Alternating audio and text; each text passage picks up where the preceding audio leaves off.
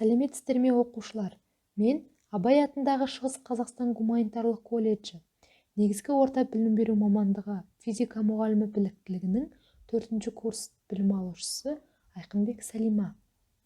Бүгінгі сабағымыздың тақырыбы механикалық қозғалыс және оның сипаттамалары, оқулықтың 32-ші беті. Сабағымыздың оқу мақсаты келесі терминдердің физикалық мағынасын түсіндіру: материялық нүкте, траектория, жол, орын ауыстыру. Бізді қоршаған әлемдегінің барлығы үздіксіз қозғалыста болады.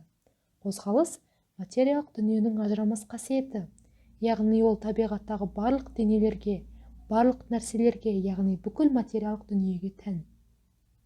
Қозғалыстағы машинаны, ұшып бара жатқан ұшақты, жүзіп жүрген балықтарды, аспанда қалықтаған бұлттарды көргенімізде денелер қозғалып бара жатыр дейміз. Бұл қозғалыстардың барлығы бір-біріне ұқсамайды, алайда оларға тән бір ортақ қасиет бар. Жердегі де, ғарыштағы да денелер кеңістіктегі өздерінің орындарын басқа денелерге қатысты өзгертеді.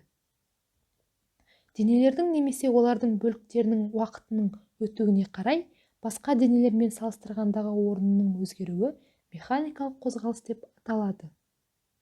Материялық нүкте. Дененің қозғалысын қарастырғанда көп жағдайда оның бір нүктесінің ғана қозғалысын сипаттау жеткілікті. Мысалы, аспанда ұшып бара жатқан ұшақтың өлшемі оның ұшып өткен жолымен салыстырғанда тым аз. Сондықтан ұшақтың қозғалысын сипаттаған кезде оны нүкте ретінде қарастырады. Сонымен материялық нүкте деп қарастырылып отырған жағдайда өлшемдерін ескермеуге болатын денені айтады. Мына нәрсеге назар аударайық. Жердің күнді айнала қозғалуын қарастырған кезде оны материялық нүкте деп аламыз. Ал енді жер бетіндегі қандай да бір дененің қозғалысы қарастырылатын жағдайда оны материялық нүкте деп есептеуге болмайды. Траектория. Екі жолаушы Алматы қаласынан Нұр-Сұлтан қаласына баратын болды. Олардың бірі ұшақпен ұшты да, екіншісі жолаушылар пойызына отырды.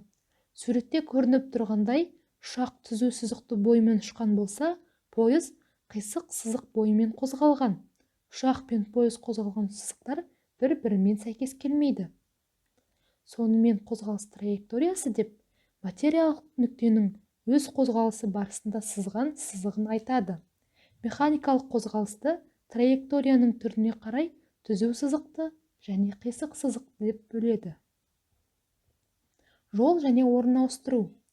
Егер біз дененің қозғалысын зерделегіміз келсе, онда оның қай нүктеден қозғала бастағанын, қандай нүктеге орын ауыстырғанын және қашықтықты жүріп өткендігін білуіміз керек.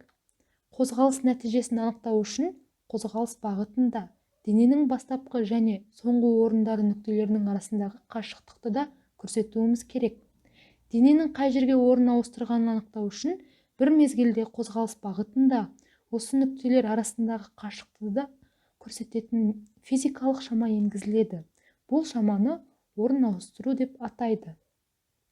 Орын ауыстыру дененің бастапқы орнын соңғы орынмен қосатын бағытталған кесінді.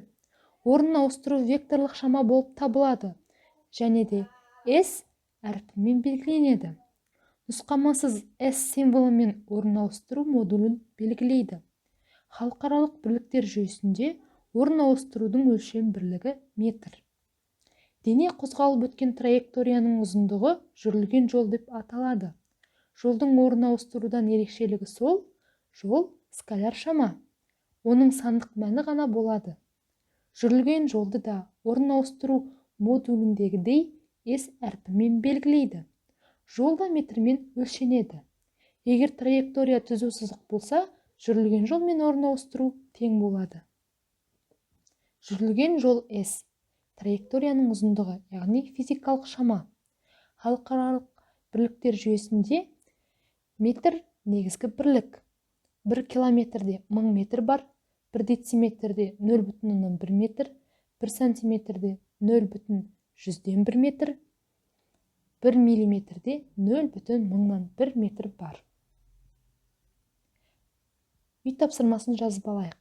Тақырыпты толықтай оқу, үйде орындалатын төмендегі зертханалық жұмысты жасау. Өз уақыттарыңды өлшеңдер. Ол үшін бір қадамдарыңның ұзындығын аулада өлшеп алыңдар. Мысалы, 50 қадамға тең ара қашықтықты өлшеңдер. Осы қашықтықты жүруге кеткен уақытты секундомердің көмегімен өлшеп алыңдар. Дәл осы жолды жүгіріп өткен кездегі уақыттарыңды секундомер арқылы өлшеп алыңдар. Жүгіру кезінде кеткен уақыт жай жүріп өткен кездегі уақыттан қанша есе аз? Осымен сабағымыз аяқталды. Назар салып тыңдағандарыңызға рахмет. Сау болыңыздар.